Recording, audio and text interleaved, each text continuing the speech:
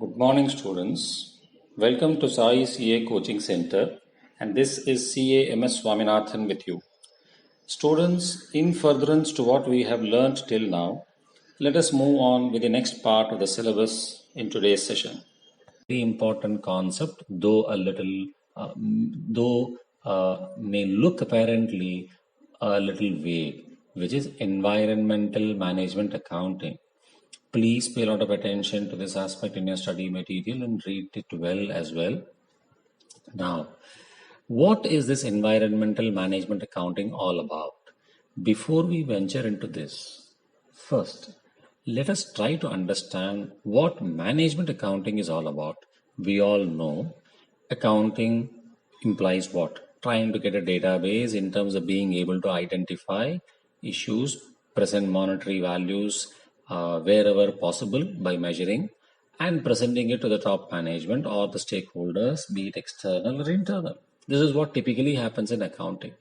Management accounting essentially is one area of accounting which concentrates on supplying the critical information, analytical information with regard to the internal business performance of the entity to whom? To the top management.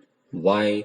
For the top of the senior management to be able to effectively discharge their strategic responsibilities, they must be able to have a constant flow of critical data in terms of the internal business performance. For example, look at, State Bank of India.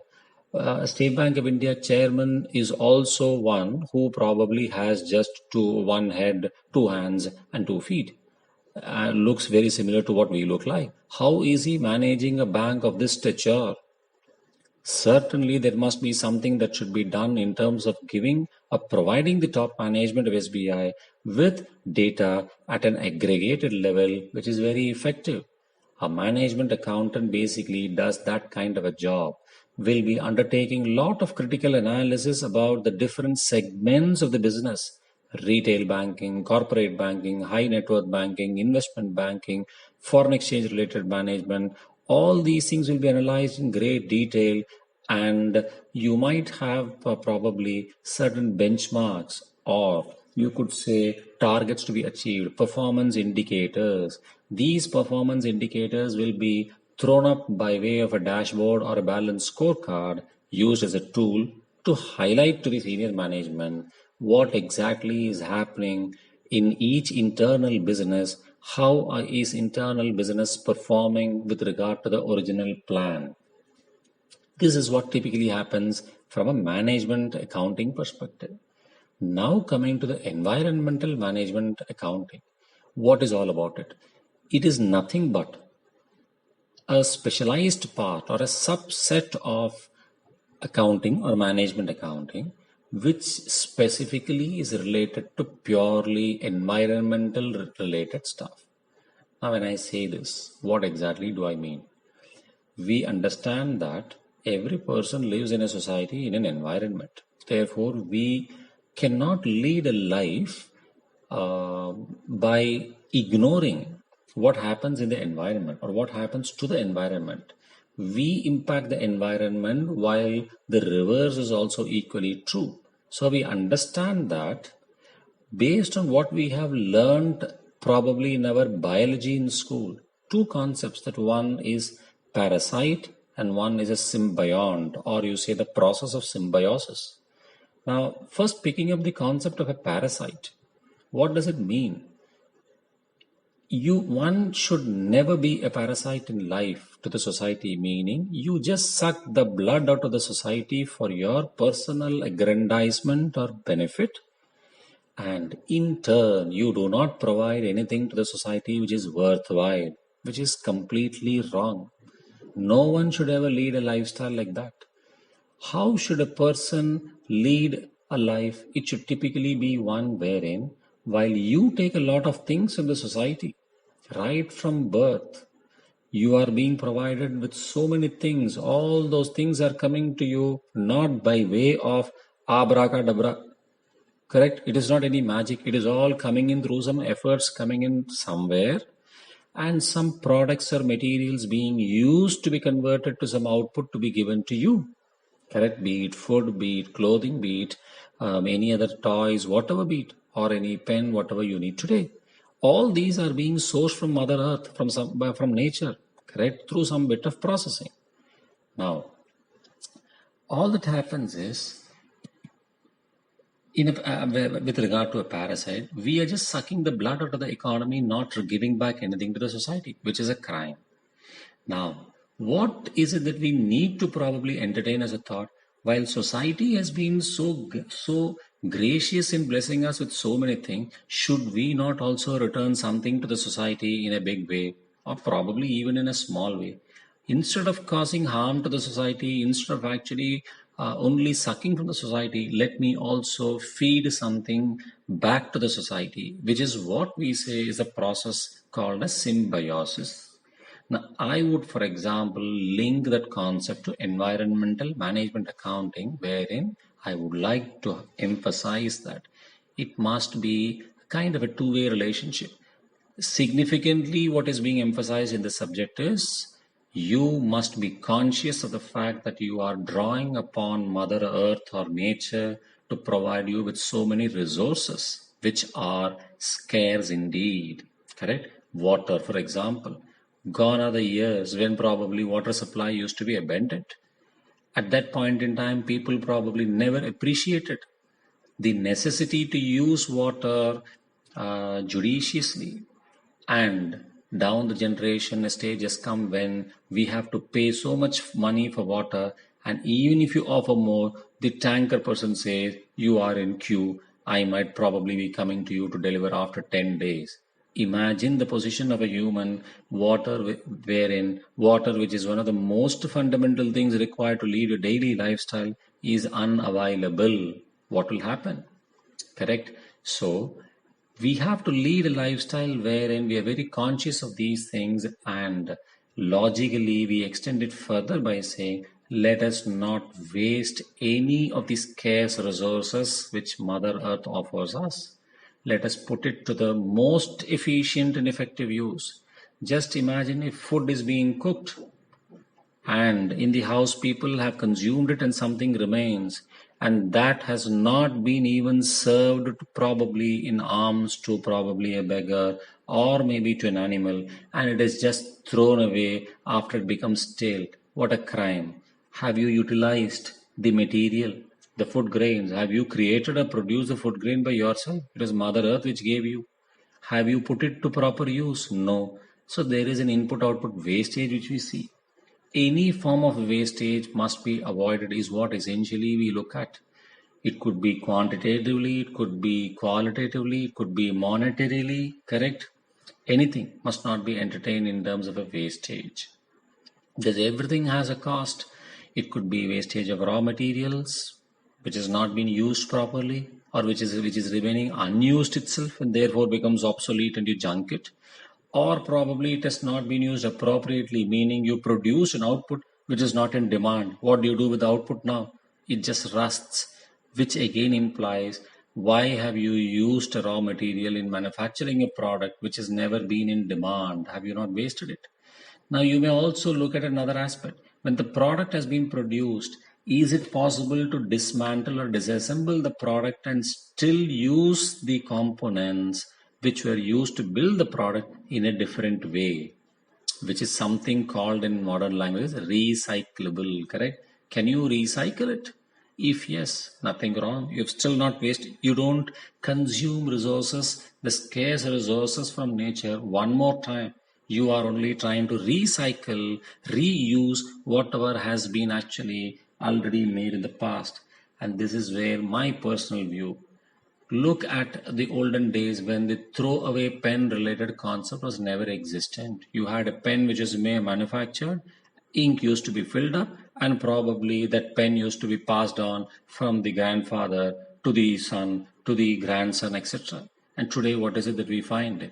The son himself is using hundreds of pens, throws it away the moment it has been used. How much of wastage, how much of natural resources are being used to make these things? That is what typically we are trying to emphasize upon.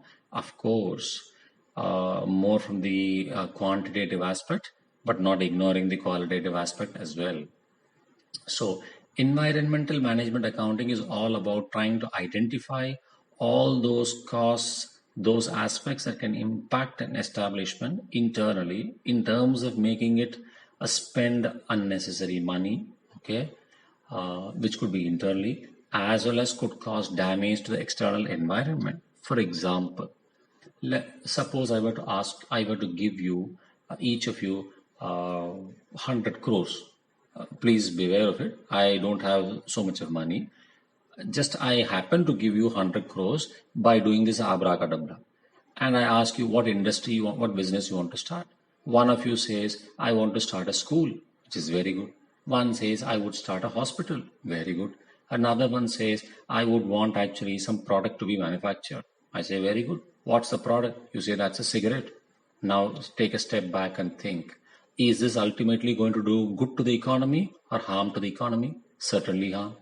Another one says, I want to manufacture another product. And I say, what is that? You say, it's going to be liquor. Is that something which is good for health? Will it do good to humanity? No. Therefore, we understand that there could be some external impact as well on the society. Now, through environmental management accounting, what happens is, in the new syllabus of CA Intermediate, some students might have read this concept in economics for finance subject, that there is this concept called market failure. Why do markets fail? They fail for various reasons, one among which is externalities. What is the meaning of an externality? There is some particular issue that crops up. For example, some negative aspect that is being done by a manufacturer, but then the person who causes that negative externality is not being made to pay the price for it.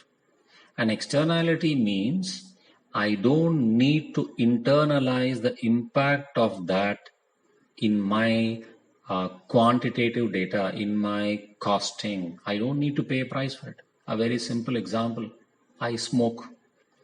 Now, a person who stands next to me is going to be affected by the passive smoking. He or she might get affected and probably might visit the doctor and might be paying fees to the doctor, consuming medicine that affects their health as well. Well, the smoking part, passive smoking part. Now, the money that person pays to the doctor or the medicine, etc., the health getting affected, I am least bothered about that. I don't consider that if I am going to be a cigarette manufacturer and I smoke as well. Correct? But, not but, this is what is referred to as externality. Just because I am not bothered about the damage that is caused to a third party because of my misdeed, and I am not being made to pay a price for it, I take it for granted and go and produce more of it. This is a negative externality. Well, externalities could be positive as well, which is good. Now, if the government realizes this and were to instruct or bring about a rule saying, well, we can't allow this negative externality to remain as it is, the manufacturers of cigarettes will be taxed with an extra percentage of, let's assume, 50%, and that will be, for example, a pollution tax, whatever you call it as. And this is essentially being levied because you cause this damage to the society. You're using natural resources to produce something which causes harm to the society. Now, when I'm actually being made to pay an extra cost for it, obviously my cost of manufacture will go up, which was not the case previously when I was not made to pay the price for it. When I say pay the price for it, the fine or the pollution tax, when I was not asked to pay, my cost of manufacture was lesser. So my scope of making profits was more. But now, when I am actually being made to pay for that element, I am internalizing what was a negative externality for me before, correct? Therefore, the cost of manufacturing goes up, which is internalized, and I will start thinking about better ways of doing things, or probably manufacture lesser of it, meaning I consume lesser of natural resources, scarce resources towards this detrimental activity, harmful activity, whereby those freed up natural resources could be used for something which is better to satisfy the customer requirements. Now, I spoke briefly about the externalities only because it will give you the right perspective of what environmental management accounting is all about. So we are essentially concerned with what sort of benefits our deeds can cause to the environment, what sort of adverse impact it can cause to the environment. We saw the adverse impact now through the cigarette example. The positive effect could be, for example, if you grow trees, would that actually not contribute in a very big way? If you were to probably construct parks, huge parks, would it not actually contribute to a lot of leisure related activities, health related benefits to the public at large? So there could be these positive effects as well. Because from in costing, when management has to take a decision about whether to go ahead with making a product or not, or dropping a product or not, one has to bear in mind that we can't be driven only by the cost financial related data. There is this non-financial data as well, which is a qualitative aspect that also will have to be borne in mind. Environmental benefits, environmental costs, etc., like this passive smoking, and then you take a decision, should I go ahead with it or not? This concept will be dealt with at length in chapter 6, which deals with decision making. We will come to it later when we touch that chapter. So here, now environmental management accounting relates to this environmental costs. And how do you analyze this environmental cost? There's a conventional cost given in page 36, which is typically your raw material and energy related costs having environmental relevance. Now, what is the meaning of this environmental relevance? To get your raw material and your energy, for example, let's take energy. You are getting thermal energy. Where do you get it from? Just by doing abracadabra, or you need coal? You need coal for it. If you're getting hydro energy, don't you need water actually? So you are consuming natural resources towards manufacturing or producing electricity. Are you utilizing it in the most judicious manner? Has to be checked. Raw materials are the items that are required to make your raw material are being sourced somewhere from Mother Earth. Are they being used appropriately? Is wastage kept at the bare minimum? The zero defect policy, the zero accident policy, etc., that we saw in the past will all come in handy and fit in perfectly over here. Hidden cost to the next one. Environmental costs that are generally there in organizations. Typically, the organizations might not be classifying them separately and will probably go and book them under the general overheads category. It is something similar to different types of expenditures that you keep incurring in the organization, which are small in size, but then are debited under the miscellaneous expenses or the sundry expenses account. It is not just one type of account under the sundry expenses. Expenses of different types or nature would be comprised in the sundry expenses or miscellaneous expenses account. So they are hidden there. Similarly, in the general overheads category, you might probably be merging the environmental cost related information as well. Therefore, it gets hidden, whereby the implication is top management might not be getting that information readily, and therefore appropriate cost control related measures, betterment related measures might not be implemented on a timely basis. So you must have the system in place to extract that information specifically by reviewing the general ledger and getting the appropriate information. The third one is a contingent cost, which deals with future costs that can come up. For example, if water gets not water, I'm sorry, if oil gets spilled up in oceans or in sea, then there's a cleaning up activity involved, which might arise in the future, contingent costs. And then with regard to this environmental cost, there is a concept called environmental cost reporting. Something like your financial reporting where you prepare a statement of income and a balance sheet, cash flow statements, notes to accounts. Typically, even in the case of environmental cost, you can have environmental reporting that has to be done. Now, such kind of reporting obviously involves a lot of time, a lot of energy, a lot of cost.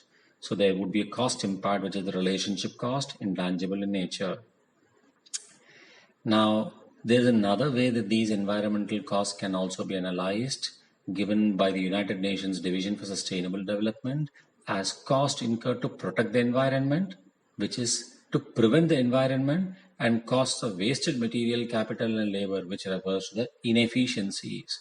So one, in the design stage, you want to avoid such kind of inefficiencies. So you implement or you undertake preventive measures. Possibly something occurs, yet then how do you rectify? So the costs of wasted material, which are inefficiencies. Now, these environmental costs can also be analyzed in terms of internal costs or external costs. Okay, I guess I have already spoken about it in a different way. You can use that earlier concept that has been explained to understand this segment. Now on page 37, you find that two people, Hansen and Mendoza, have given their approach to how environmental cost related management accounting could be done. They are proposing a theory something like you develop an environmental cost report on the same lines as what we learned in one of the earlier chapters under the concept of cost of quality. In cost of quality, we understood that there is a cost of conformance and non-conformance. Conformance, we would have seen there was this preventive related aspect, appraisal related aspect, and in the non-conformance, an internal cost as well as an external cost. Exactly the same way data is being presented even in these environmental reports with appropriate benchmarks. When I say benchmark, it means let's look at, for example, ROI, return on investment. When you are seeing that your return on investment in the report is 20% in the current month, last month was 18%, 2 months before was 23%, you are able to compare information and analyze and understand how the progress in your organization has been over the course of the last 3 months or so. Some such information must also be populated in such environmental cost reports, which can be used as key information by the senior management to understand the criticality involved and what corrective action will have to be taken from there. Then we move on to the identification of environmental costs. Now, while we have been talking about environmental management accounting, if these costs and all have to be reported, is it not a must that first we should know how to identify these costs? This is quite a vague area, environmental costs. It's quite difficult to quantify and measure. Whatever has been incurred is fine, but there are certain qualitative aspects as well. So one has to develop the appropriate systems for which a lot of money will be required to identify such kind of costs, identify these costs, and then when you identify, you must also be clear about one thing. If appropriate action has to be initiated, let's say corrective action, for example, then unless you know that the report that has been given to you about the environmental cost is well, may not be accurate, but at least is fairly accurate, meaning it should be reliable, implying that all the relevant information that is required in terms of completeness must be built into that report. It shouldn't exclude some data as much as possible, correct?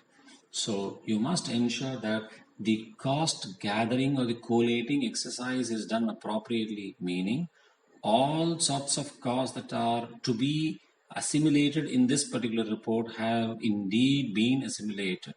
Therefore, you might need in costing what we've understood as cost allocation, cost apportionment in intermediate, you might have to use that concept of trying to identify what are all those type of environmental costs which are direct in nature and therefore can be clearly allocated.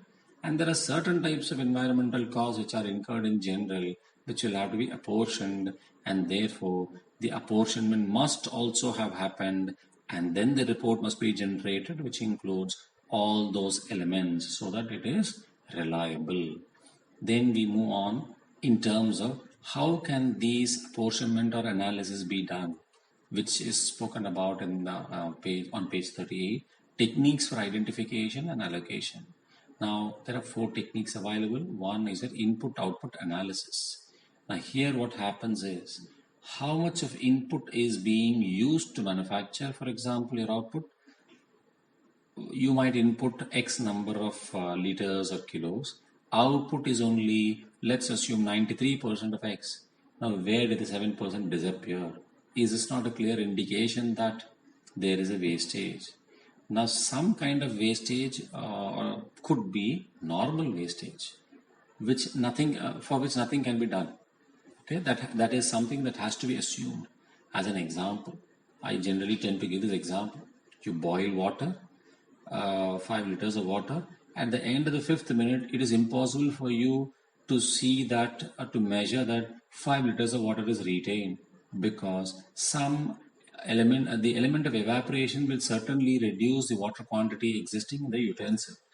Now, well, it depends on whether you have been efficient enough to switch off the gas stove just once the boiling point has been reached, or you do it 3 minutes later. Then that extra 3 minutes that the water has been boiling will cause an abnormal loss or a wastage of water. Now we are interested in measuring such kind of things to ensure these things are avoided, as it involves scarce resources from Mother Earth being misutilized, or rather utilized inefficiently. So input-output analysis helps us do that and allocate the cost accordingly. Then there is a flow cost accounting concept, wherein what essentially happens is, it's a very simple concept. Hear me out very clearly and use this when you read it, when you read your study material. End to end in your factory, right from the start of the manufacturing till the product gets manufactured and reaches the customer, you will have various expenses being incurred. So various processes being undertaken. For example, when you receive, materials are being received. When they are being processed, there is a processing happening. Internally, while processing is happening, they might be shifted from one assembly line to another assembly line. So material handling could be involved, transportation could be involved, and then when the final product emerges, it will have to be sent probably or packed to the godown, probably, or directly to the customer. Then there is a transportation involved over there, again handling involved over there. All that flow cost accounting tries to explain to us is, kindly pay attention to the entire process from start to end. The reason being, you must avoid wastages of any type anywhere from start to finish. This is all that it is trying to say by dividing the zone of start to finish into three different categories. Okay, as materials, systems, and then delivery and disposal. In each of these compartments, you must closely track such that quantitative wastages are avoided. Of course, you will be measuring quantitative data, monetary data as well, value data as well for each of these three different components. Then you move on to another technique that is available, which is lifestyle costing, which I have already explained to you. That can also be used from an environmental management accounting perspective. Across the entire product life cycle, what would be the impact, which could be adverse or positive on the environment. And then one of the core concepts in costing, strategic cost management, which is activity based cost, can also be used. One of the most significant benefits of activity-based costing, a very key point of differentiation between activity-based cost and traditional costing system is, in the earlier days, traditional costing system, costs used to be assigned or a portion or collated based on volume related data, or just by dividing it into, analyzing it into fixed and variable. But in activity based costing, we are trying to drill it down deeper and deeper into activity level costs, for which we try to analyze each activity, rather, more and more the activity, more and more would be the cost. Why would there be more and more activity? Because there will be a cost driver which basically propels the activity to happen. As I said to you, for example, one person goes to the theater for entertainment purpose, ticket cost is only for one person. But as the person goes, if a friend joins the person, now you have to pay for two people. So the quotient is entertainment, the number of visitors to the theater actually. The cost driver is how many of them feel like getting entertained, probably.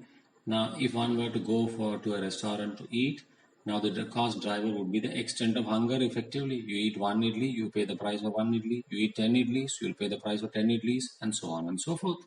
So activity-based costing is a concept wherein cost data is gathered at a very granular level activity-wise. This helps us to be able to estimate or control our costs in a much better way, a much more effective manner than what could be done in the traditional cost accounting system. Now, activity-based cost can also be used. The way you can assign or apportion the environment related cost could be based on the volume of emissions, how much of emission is being made by each of the product you manufacture. That could be used as a basis. The extent of toxicity, the extent meaning the extent of poisonous or adverse gases kind of a thing that are being released into the atmosphere could probably be used, and the waste treatment.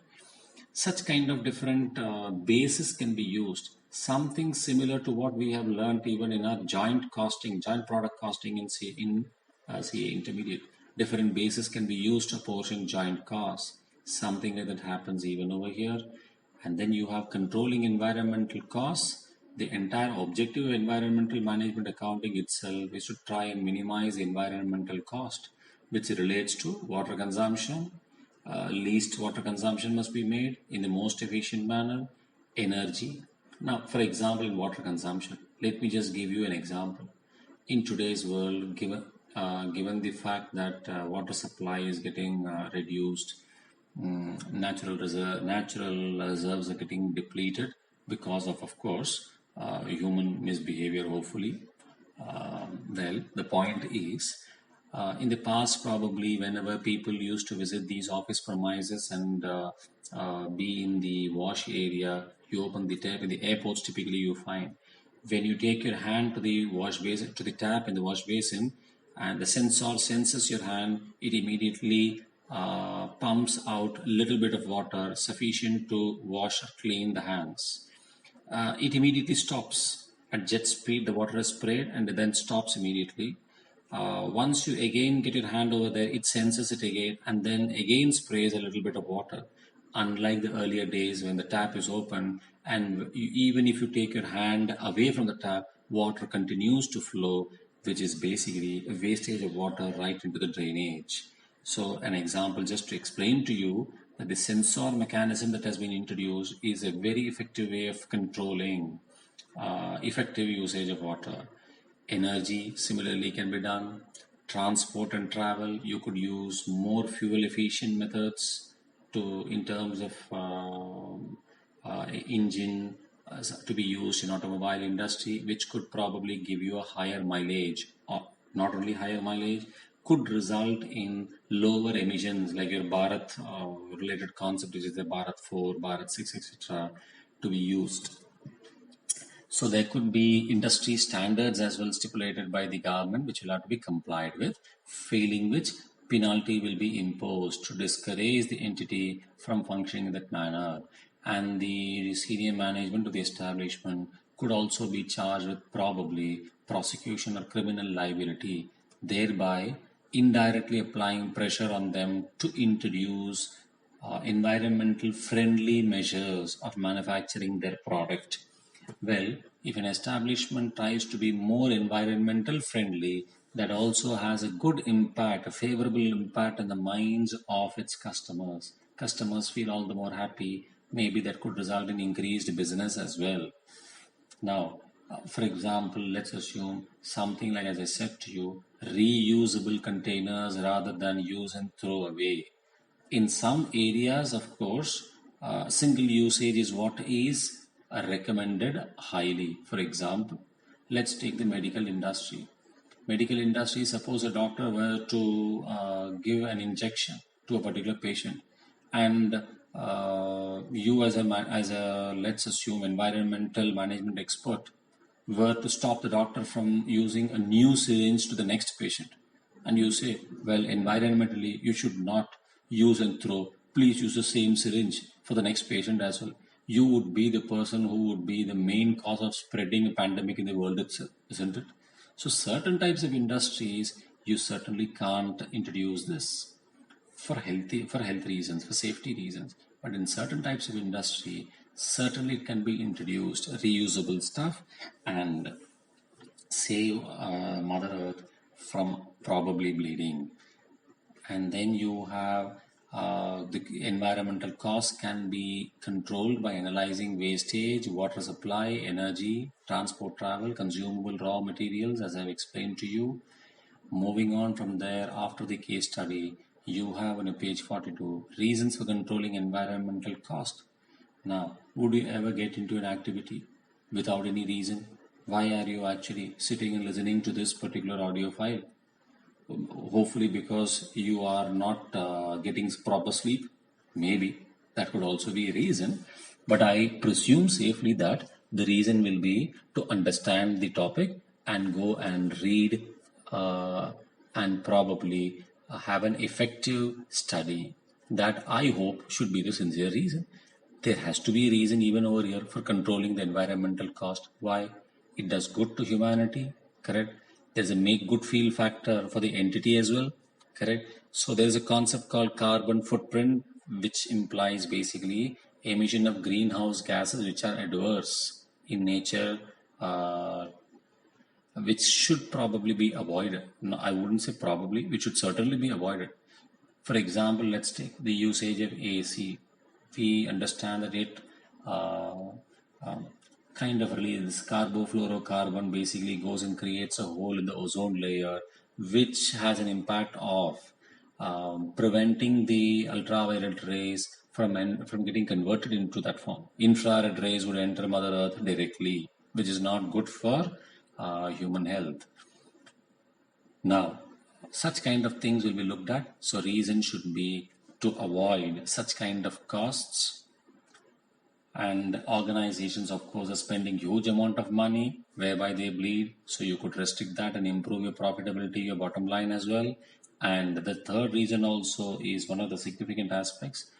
The world is waking up to the fact that we need to be more environmental friendly, and therefore governments of various countries are implementing environmental standards, regulations, and imposing huge fines or penalties on organizations who are violating these rules. So you must ensure that these don't happen, as it would have a negative impact in terms of a brand in the market and will affect your long-term performance. Now, there is this advantage of environmental management accounting. Obviously, it helps you improve your revenue. It helps you to better manage your cost, plan your cost better, so cost reduction is also possible. And then there is a segment which discusses about the disadvantages of environmental management accounting. In my primary view, one of the significant disadvantages of environmental management accounting will be it's still a vague area, so it's quite difficult to be able to identify clearly and gather all the costs related to environmental costs. So that's one thing. And appropriate systems must also be developed, which will require huge amount of money to be invested. So that's another thing which has to be borne in mind. Then I guess the chapter basically comes to a closure there. So I announce that chapter 4, which deals with cost management techniques, has been brought to closure. Wish you all the best. Complete this as quickly as possible. Bye.